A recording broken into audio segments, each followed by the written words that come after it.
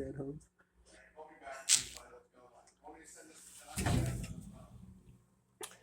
And they just bought this house.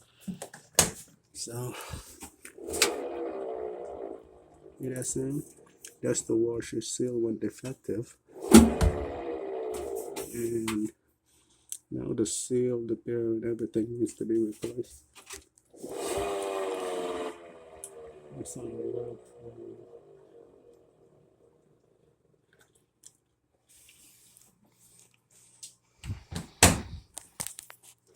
Start the dryer. Look at that button missing.